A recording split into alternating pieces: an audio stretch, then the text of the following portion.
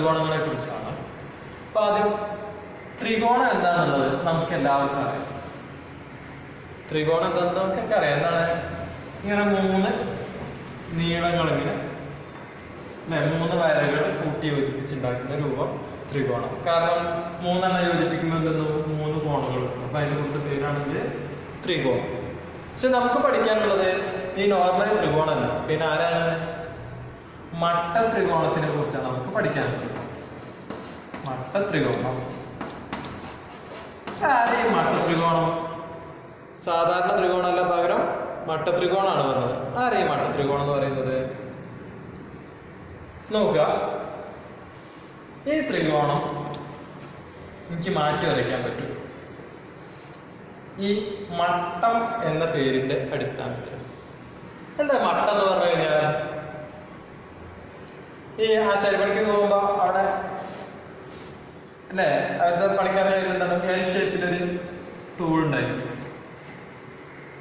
ഈ ടൂൾ എന്തിനാ ഉപയോഗിക്കുന്നത്? അല്ലെ മരക്കഷ്ണൊക്കെ നമ്മൾ കട്ട് ചെയ്യുമ്പോൾ കറക്റ്റ് ഇതുപോലെ കട്ട് ചെയ്ത് കിട്ടാണ്ട് കോണ് ഒക്കെ കറക്റ്റ് ആവാൻ വേണ്ടിട്ട് അല്ലെ. ഈ കോണിന്റെ അളവ് ശരിക്കും എത്ര ഉണ്ടാവുക? 90 ഡിഗ്രി കട്ട് ചെയ്ത് കിട്ടാൻ വേണ്ടിയിട്ടാണ് നമ്മൾ മട്ട ഉപയോഗിക്കുന്നത്. ഓക്കെ, അതുപോലെ 90 ഡിഗ്രി നമുക്ക് അടയാളപ്പെടുത്തുക എങ്ങനെയാണ്? ഈ ഇവിടുത്തെ കോണ് പറഞ്ഞപ്പോ 90 ഡിഗ്രി ഉണ്ട്. അപ്പൊ അതിനെ 90 ഡിഗ്രി എഴുതുന്നതിന് പകരം ഇങ്ങനെ വരച്ചു കൊടുത്താൽ മതി 90 ഡിഗ്രി.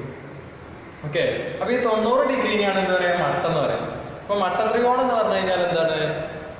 ഒരു ത്രികോണത്തിന് ഏതെങ്കിലും ഒരു കോൺ 90 ഡിഗ്രി ആയി കഴിഞ്ഞാൽ അതിനെ വിളിക്കുന്ന പേരാണെന്ത്? മട്ട ത്രികോണം. ഓക്കെ, ഏതെങ്കിലും ഒരു കോൺ 90 ഡിഗ്രി ആയി കഴിഞ്ഞാൽ അതിനെ വിളിക്കുന്ന പേരാണെന്ത്? മട്ട ത്രികോണം. ത്രികോണത്തിന് ഒരു കോൺ 90 ആയി കഴിഞ്ഞാൽ മട്ട ത്രികോണമാണെന്ന് പറഞ്ഞു. 2 കോൺ 90 വരും. ഓക്കെ, ഇവിടുന്ന് നമുക്ക് 3 വശങ്ങൾ ത്രികോണത്തിന് ഉണ്ടാവും അല്ലെ. അപ്പൊ ഞാൻ ഒരു വശം കൊടുത്തു, അതും 90ആണ്. ഇത് ത്രികോണാണോ? അല്ല അല്ലെ, ത്രികോണമല്ല. ത്രികോണാണെങ്കിൽ എന്തായിരിക്കും? എല്ലാ അറ്റങ്ങളും തമ്മിൽ കൂട്ടിമുട്ടിയിട്ടുണ്ടായിരിക്കും. അപ്പൊ ഏത് ത്രികോണത്തിനായാലും എന്താ മട്ട ത്രികോണം ആയി കഴിഞ്ഞാൽ അതിൽ ഒരു കോണ് മാത്രം എന്തായാലും 90 ഉണ്ടാവുള്ളൂ അല്ലെ. അപ്പൊ മട്ട ത്രികോണത്തിൽ ഒരു കോണ് എത്രയായിരിക്കും ഉണ്ടാവുക? 90 ഡിഗ്രി ആയിരിക്കും വരിക. മറ്റേതെങ്കിലും കോണ് 90 ആവാൻ സാധ്യത ഉണ്ടോ? ഇല്ല, ഒരു കോണ് മാത്രമേ, 3 എണ്ണത്തിൽ ഒരെണ്ണം മാത്രമേ 90 വരുള്ളൂ. അപ്പൊ ത്രികോണത്തിന് ഏത് വേണമെങ്കിലും 90 വരാം. അപ്പൊ ഒരു ത്രികോണം ഞങ്ങൾ വരച്ചു. ഇതിന് ഇവിടുത്തെ കോണ് 90 ഡിഗ്രി. ഇനി ഇവിടുത്തേതായിരുന്നു 90 എന്നുണ്ടെങ്കിൽ എങ്ങനെയായിരിക്കും ഷേപ്പ് ഉണ്ടാവുക? ഇവിടുത്തെ കോണ് ഇത് 90 ആണെങ്കിൽ എന്തായിരിക്കും ഉണ്ടാവുക? ഇവിടുത്തെ ഇങ്ങനെ നേരെ നിൽക്കും അല്ലെ 90 ഡിഗ്രി. എന്നിട്ട് ഈ 2 ഇനി ഇവിടെയാണ് 90 വരുന്നതെങ്കിലോ എങ്ങനെയായിരിക്കും ഷേപ്പ് ഉണ്ടാവുക? ഇവിടെയായിരുന്നു 90. അപ്പൊ ഇവിടെ ചെരിഞ്ഞ് നിൽക്കുന്ന ആരെന്താവും? നേരെ. അപ്പൊ 90. ഓക്കെ, അപ്പൊ ഇങ്ങനെ എന്താണ്? ഈ 90 ഉള്ള 2 ഭാഗം എങ്ങനെയായിരിക്കും ഉണ്ടാവുക? പരസ്പരം കുത്തനായിട്ടായിരിക്കും നിൽക്കുക അല്ലെ. അല്ലെ, ഇത് രണ്ടും പരസ്പരം അങ്ങോട്ടും ഇങ്ങോട്ടും കുത്തിയാണ് നിൽക്കുന്നത്. നേരെ ആയിരിക്കും ഉണ്ടാവുക അല്ലെ. പരസ്പരം ലംബം എന്ന് നമുക്ക് അതിനെ വിളിക്കാം. എന്താ വിളിക്കുക? ലംബം. അപ്പൊ ഇതിനെന്താ വിളിക്കുക? ഈ കോണ് 90 വരുന്ന ഈ 2 വശങ്ങൾ നമുക്ക് എന്ത് പേര് വിളിക്കാം? ലംബവശങ്ങൾ. എന്ത് വശങ്ങളാണ്? ലംബവശങ്ങൾ. അപ്പൊ ഇവിടുത്തെ ലംബവശങ്ങൾ ഏതൊക്കെയാ? ഒന്ന് ഇതും ഒന്ന് ഇതും. കാരണം 90 വെച്ചത് ഏതൊക്കെയാ? ഈ 2 വരകൾ ഉപയോഗിച്ചിട്ടാണ് ഈ 90 ഉണ്ടാക്കിയത്. അപ്പൊ അതിന്റെ പേരാണത് ലംബവശങ്ങൾ. ഈ ത്രികോണത്തിലെ ലംബവശങ്ങൾ ഏതൊക്കെയാ? ഈ 90 ഡിഗ്രി ഉണ്ടാക്കിയിരിക്കുന്ന ഈ ലൈനും ഈ ലൈനും ഉപയോഗിച്ചിട്ടാണ്. അപ്പൊ ഇവിടുത്തെ ലംബവശങ്ങൾ ഏതൊക്കെയാ? ഇതും ഇതും. ഓക്കെ, അപ്പൊ ഇതിലെ ലംബവശങ്ങൾ ഏതൊക്കെയാ? ഈ 90 ഡിഗ്രി ഉണ്ടാക്കിയിരിക്കുന്ന വശങ്ങൾ ഏതൊക്കെ? ഇത് 2 ലംബവശങ്ങൾ. അപ്പൊ മട്ട ത്രികോണം പറഞ്ഞാൽ ഒരു കോണ് 90 ഡിഗ്രി ആയിരിക്കും. അതുപോലെ ആ 90 ഡിഗ്രി വരുന്ന വശങ്ങളെ മട്ട ത്രികോണത്തിലെ ഈ 2 വശങ്ങളെ വിളിക്കുന്ന പേരാണെന്ത്? ലംബവശങ്ങൾ. ഓക്കെ, ഇനി നമ്മൾ ലംബവശങ്ങളെ കുറിച്ച് പറഞ്ഞു. ഇനി ലംബവശങ്ങൾ പെടാതെ ഒരാൾ ഇവിടെ നിൽക്കുന്നുണ്ട്. അല്ലേ? ഈ 90 ഡിഗ്രിക്ക് ഓപ്പോസിറ്റ് ആയിട്ട് ഈ ലംബവശങ്ങൾ രണ്ടും അല്ലാത്ത വേറൊരു വശം നടക്കുക. അതിനെ നമ്മൾ പേര് വിളിക്കുക കർണം എന്നാണ്. എന്താ പേര് വിളിക്കുക? കർണം. ഓക്കെ. അപ്പൊ ഇതിനകത്ത് നമുക്ക് ലംബവശങ്ങൾ ഇവിടെ ഉണ്ട്. 90 ഡിഗ്രി ഉണ്ടായിരിക്കുന്ന വശങ്ങള് ലംബവശങ്ങൾ, അത് രണ്ടും അവിടെ ഉണ്ട്. അപ്പൊ ഇതിലെ കർണം ഏതാ? ഈ 90ന്റെ നേരെ ഓപ്പോസിറ്റ് നിൽക്കുന്നത് ആരാണ്? കർണം. അപ്പൊ ഇതിലെ കർണം ഏതാ? അപ്പൊ ഇതാണ് ഇവിടുത്തെ ലംബവശങ്ങളിലെ. അപ്പൊ ഇതിലത്തെ കർണം പറഞ്ഞാൽ ഏതാ? ഇതിന് നേരെ 90 നേരെ ഓപ്പോസിറ്റ് ഉള്ളത് നമുക്ക് ഇവിടുത്തെ കർണം കിട്ടും. അപ്പൊ മട്ടത്രികോണത്തിലെ വശങ്ങളെ നമുക്ക് എങ്ങനെയൊക്കെ പേര് വിളിക്കാം? ലംബവശങ്ങളും കർണവും, അല്ലേ? അപ്പം മട്ടത്രികോണം എന്ന് പറഞ്ഞു കഴിഞ്ഞാൽ ഒരു കോൺ 90 ഡിഗ്രി വരുന്ന ത്രികോണമാണ്. രണ്ട് കോൺ 90 വരുമോ? ഇല്ല. അപ്പോ ഒരു കോൺ 90 ഡിഗ്രി വരുന്ന ത്രികോണമാണ് എന്ത്? മട്ടത്രികോണം. അപ്പൊ ഞാനൊരു മട്ടത്രികോണം വരയ്ക്കാണ്. ABC. അതിന് പേര് കൊടുത്തു, ABC.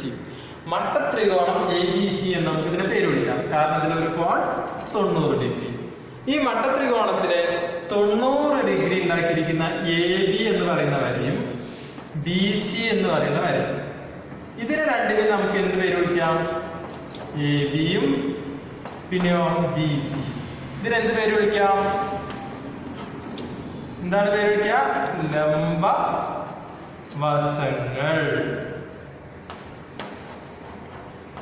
ലംബവശങ്ങൾ. ABയും BC ആരൊക്കെയാണ്? ഇതിലെ ലംബവശങ്ങളാണ്. അതുപോലെ ഈ 90 ഡിഗ്രിക്ക് എതിരെ നിൽക്കുന്ന AC എന്ന് പറയുന്ന വരയെ എന്ത് പേര് വിളിക്കാം? എന്ത് പേര് വിളിക്കാം? മട്ടത്തിനെതിരെ നിൽക്കുന്നത് കർണം. ഓക്കെ.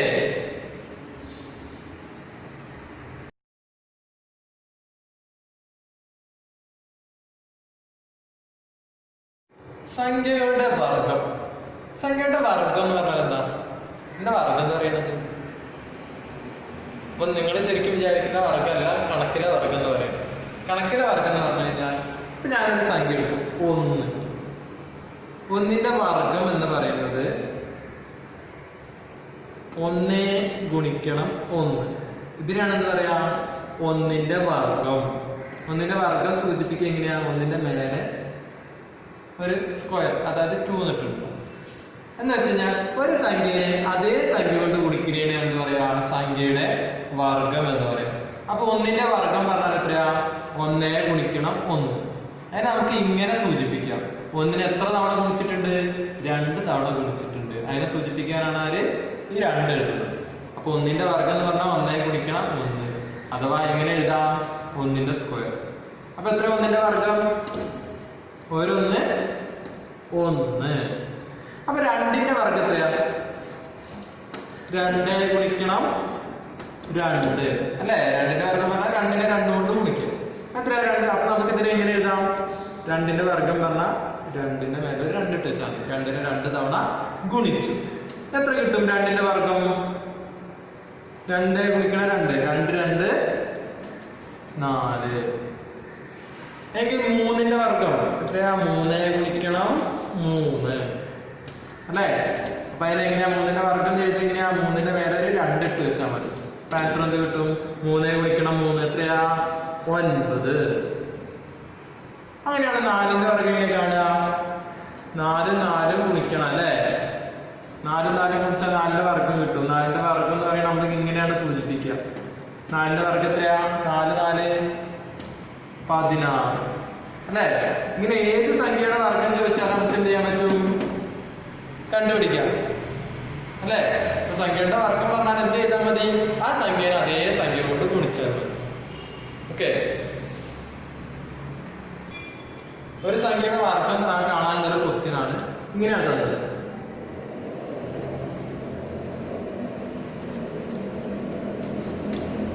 ഇതിന്റെ അർത്ഥം എന്താ? 2ന്റെ മേലെ 2 നിട്ട് വെച്ചിട്ടുണ്ട്. അപ്പം 2ന്റെ വർഗം എന്നാണ് ഇതിനെ വായിക്കുക. 2ന്റെ വർഗം നമ്മൾ എങ്ങനെ കാണുക? 2 ഗുണിക്കണം 2, 2 ഗുണിക്കണം 2 എത്രയാ?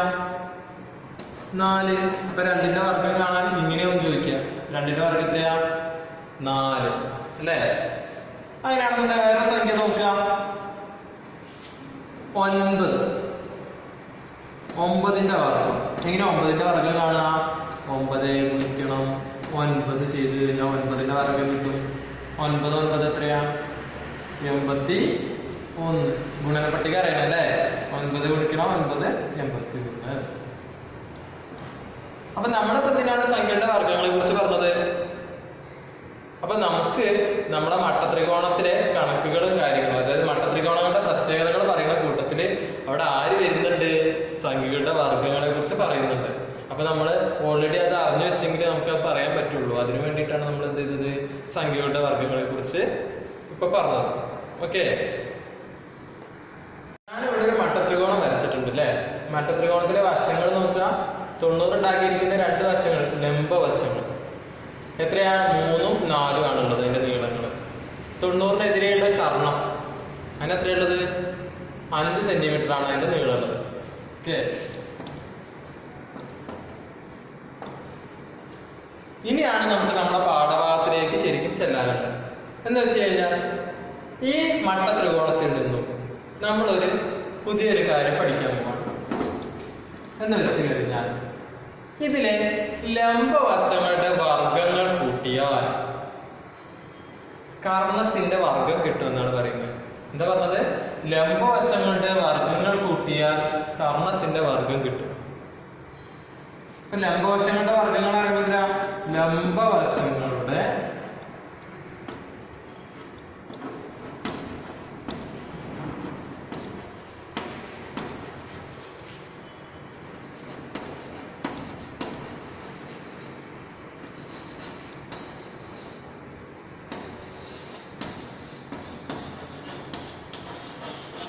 ലംബവശങ്ങളുടെ വർഗങ്ങൾ കൂട്ടിയാൽ ആരെ കിട്ടും? കർണത്തിന്റെ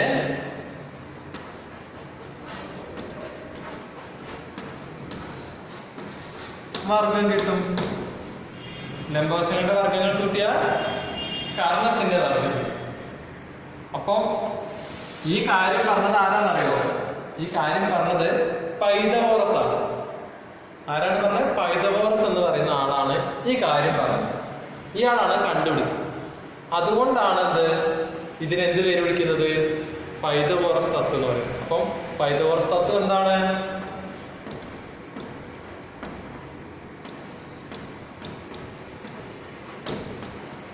പൈതഗോറസ് തത്വം എന്താ പറയുന്നത്? ലംബവശങ്ങളുടെ വർഗങ്ങൾ കൂട്ടിയാൽ ആരെ കിട്ടും? കർണത്തിന്റെ വർഗം കിട്ടും. നമുക്കൊന്ന് നോക്കി നോക്കാം. ഇവിടുത്തെ ലംബവശങ്ങൾ ആരൊക്കെയാണ്? 3ഉം 4ഉം ആണ് അല്ലെ. അപ്പൊ നമുക്ക് എങ്ങനെ എഴുതാം?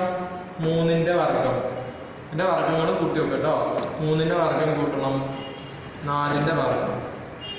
ഇത് രണ്ടും കൂട്ടുമ്പോൾ നമുക്ക് ആരെ കിട്ടണം? 5ന്റെ വർഗം കിട്ടണം അല്ലെ.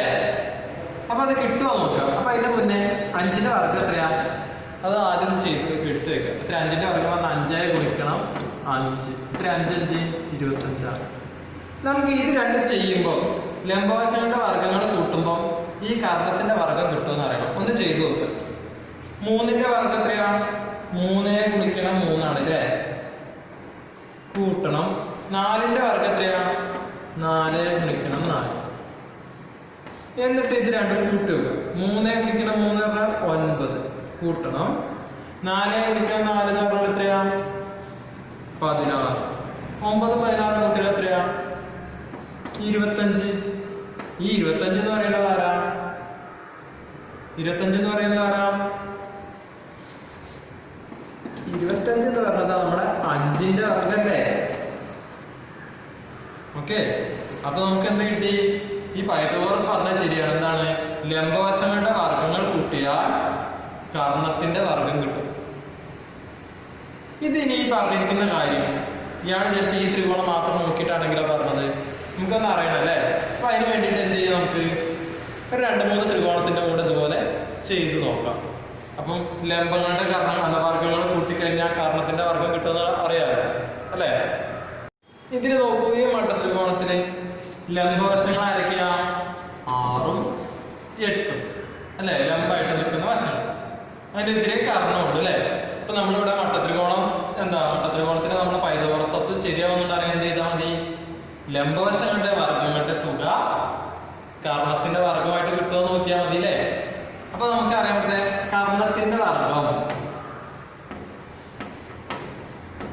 അല്ലേ? കർണത്തിന്റെ വർഗം എന്ന് പറഞ്ഞാൽ കർണത്തിന്റെ മേലെ സ്ക്വയർ എടുത്ത് വെച്ചാട്ടോ. അപ്പൊ എത്ര വരും? 10 ഗുണിക്കണം 10 ചെയ്ത് നോക്കിയാൽ മതി. എത്രയാ 10 ഗുണിക്കണം 10? കാരണം എന്താ? നമ്മുടെ കർണം പറയാൻ 10. അപ്പൊ നമുക്ക് 10ന്റെ വർഗം എഴുതാം.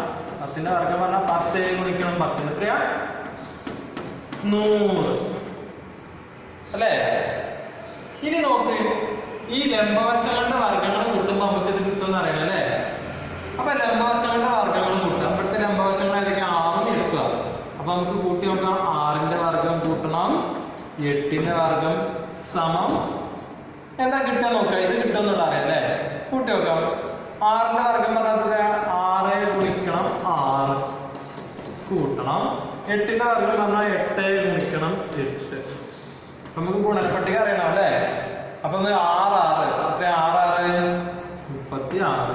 6ന്റെ വർഗം പറഞ്ഞാൽ 36 കൂട്ടണം 8ന്റെ വർഗം 8 64 കൂട്ട 64 36 കൂട്ടി നമുക്ക് ആരെ കിട്ടും?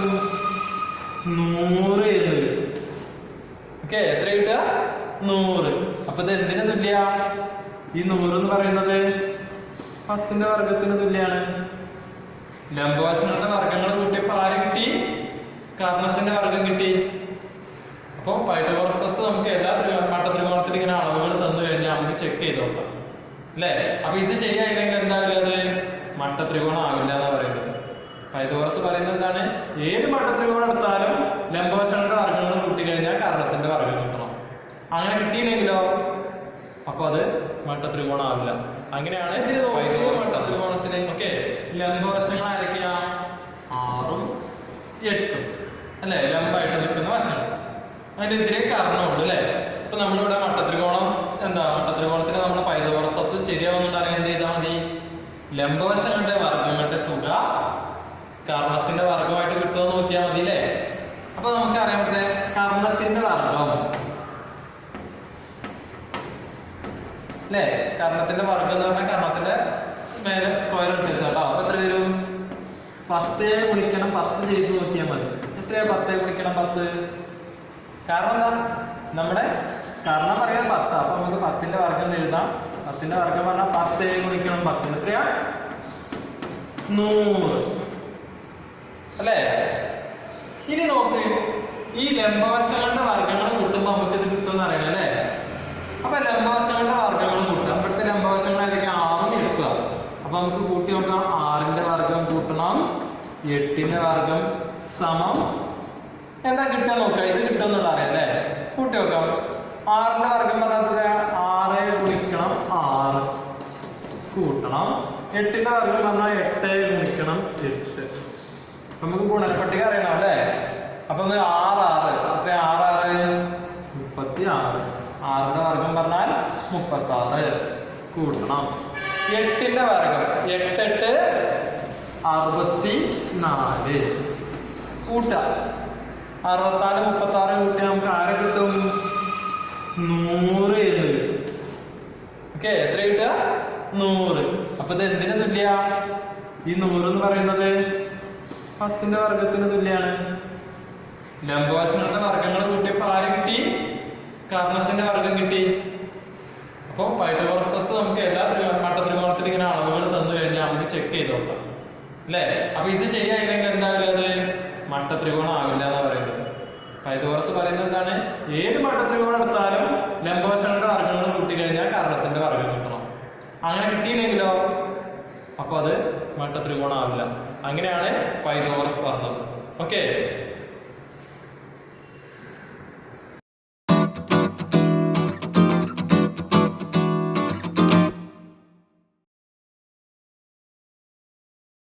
നമ്മൾ പൈതഗോറസ് തത്വത്തിനെ കുറിച്ച് പറഞ്ഞു.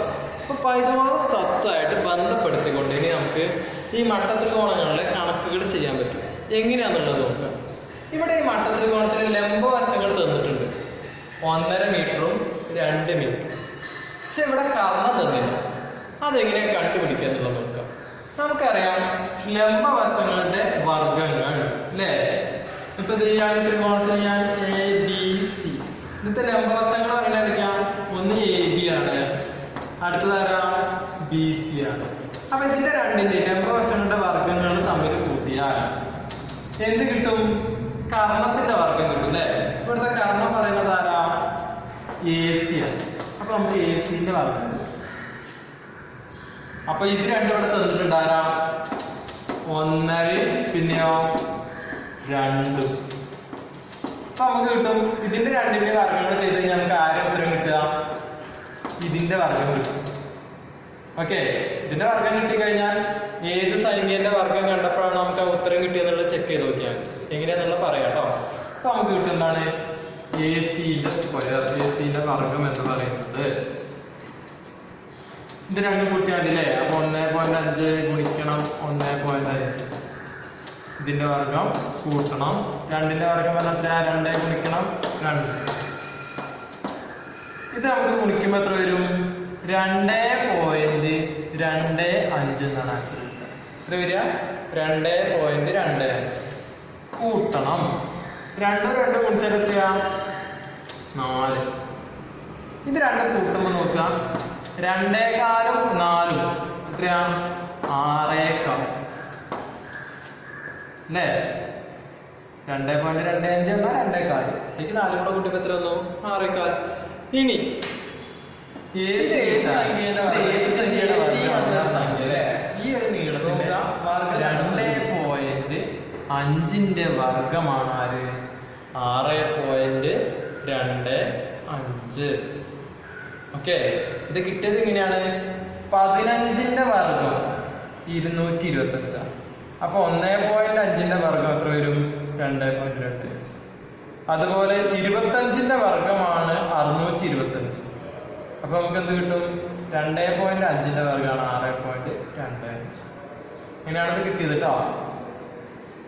ഓക്കെ, ഇനി ഈ മട്ടത്രികോണം നോക്കൂ. ഇതിന് ലംബവശങ്ങൾ തന്നിട്ടില്ല. ലംബത്തിന് ഒരു വശം മാത്രമേ തന്നിട്ടുള്ളൂ, ഒരു വശം തന്നിട്ടില്ല. പകരം കർണം തന്നിട്ടുണ്ട്. ഇതിന്റെ എത്ര നമ്മൾ എങ്ങനെ കാണാം? നമുക്കറിയാം, നിനക്കൊരു പേര് കൊടുക്കാം, ABC.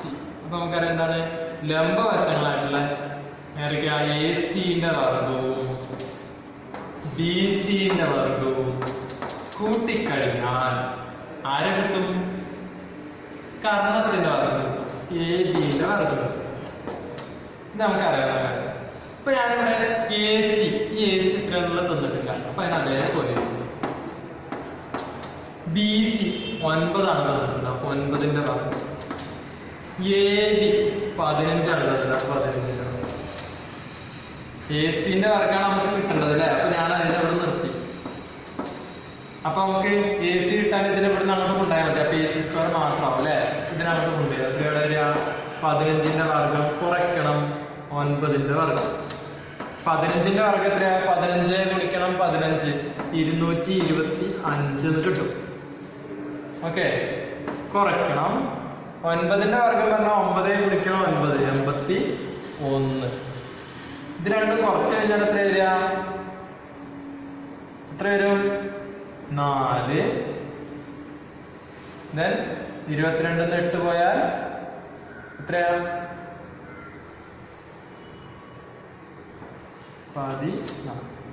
144 എന്ന് കിട്ടും. AC-ന്റെ സ്ക്വയർ 144. ഏത് സംഖ്യയുടെ വർഗം കണ്ടാലാ 144 കിട്ടുക? 12ന്റെ വർഗമാണ് 144. ഓക്കെ, ചെയ്ത് നോക്കാൻ എളുപ്പമാണ്. എന്ത് ചെയ്താൽ മതി അറിയോ? ഇത് 100ന്റെ മേലുണ്ടല്ലേ? അപ്പൊ നമുക്കറിയാം 10ന്റെ വർഗം 100ആണ്. ഓക്കെ, 11ന്റെ വർഗം ചെയ്ത് നോക്കാം. 12ന്റെ വർഗം.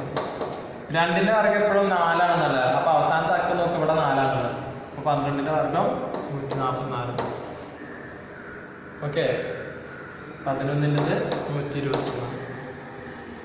13ന്റെ വർഗം 3 3 9 ആണ് ഉണ്ടാവുക അല്ലെ? 3ന്റെ വർഗമാണ്. അപ്പൊ അവസാനത്തെ അക്കം 9 ആയിരിക്കും ഉണ്ടാവുക. 169 13ന്റെ വർഗം. അങ്ങനെ ഓരോന്നും ചെയ്ത് നോക്കണം കേട്ടോ. ഓക്കെ, ഒരു ചോദ്യം എന്താണ്? ഒരു ജലസംഭരണി. ഓക്കെ, അപ്പൊ ഇതിന്റെ ചുവട്ടുന്നു 10 മീറ്റർ മാറിയിട്ട് ഇവിടുന്ന് ഒരു ഏണി ഇതിന്റെ മുകളിലേക്ക് ചാച്ചു വെച്ചിട്ടുണ്ട്. ഓക്കെ, ഇപ്പൊ എന്താണ് 10 മീറ്റർ ദൂരെ നിന്ന് ജലസംഭരണിയിലേക്ക് ഒരു ഏണി ചാരി വെച്ചിരിക്കുകയാണ്. ഈ ചാരി വെച്ചിരിക്കുന്ന ഏണിയാണ്. അപ്പൊ നമുക്ക് സംഭരണി എപ്പോഴും നേരെയാണ് ഉണ്ടാവുക അല്ലെ. അപ്പൊ ഇവിടുത്തെ 90 ഡിഗ്രിയിലേക്ക് ഉണ്ടാവുക. ഇനി ഈ സംഭരണിയുടെ ഉയരം പറയുന്നത് 24ആണ്. ഓക്കെ, എത്രയാണ്? 24 മീറ്റർ. അങ്ങനെയാണെന്നുണ്ടെങ്കിൽ ഈ ഏണിന്റെ നീളം എത്രയായിരിക്കും ഉണ്ടാവുക? സുഖമല്ലേ, നമുക്ക് ചിത്രം വരച്ചപ്പോൾ എളുപ്പമായി. ഒരു 24 മീറ്റർ ഉയരമുള്ള ജലസംഭരണി, അതിന്റെ 10 മീറ്റർ അകലെയുള്ള ഒരു ഏണി അതിന്റെ മുകളിലേക്ക് ചാടി വെച്ചിരിക്കുകയാണെന്ന് പറഞ്ഞു. അപ്പൊ നമുക്ക് ഈ ഏണിന്റെ നീളം കണ്ടുപിടിക്കാൻ എളുപ്പമാണ്. കാരണം എന്താ, ഒരു മട്ടത്രികോണാണ് അല്ലേ. നമ്മൾ ചിത്രം വരച്ചൊക്കെ നമുക്ക് ഒരു മട്ടത്രികോണം കിട്ടി. അപ്പൊ ഇതിനകത്ത് നിന്ന് കാണാൻ എളുപ്പമാണ് എന്താണ്, ലംബം ഇതും ലംബം അല്ലെ. ലംബവശങ്ങളുണ്ട്. ലംബവശങ്ങളുടെ വർഗ്ഗങ്ങൾ കൂട്ടിയാൽ എന്ത് വരും? കർണത്തിന്റെ വർഗ്ഗം വരും. അപ്പൊ നമുക്ക് കൂട്ടി വെക്കാം. ലംബവശങ്ങളുടെ വർഗ്ഗങ്ങൾ 24ന്റെ വർഗ്ഗവും 10ന്റെ വർഗ്ഗവും കൂട്ടിക്കഴിഞ്ഞാൽ എത്ര കിട്ടും?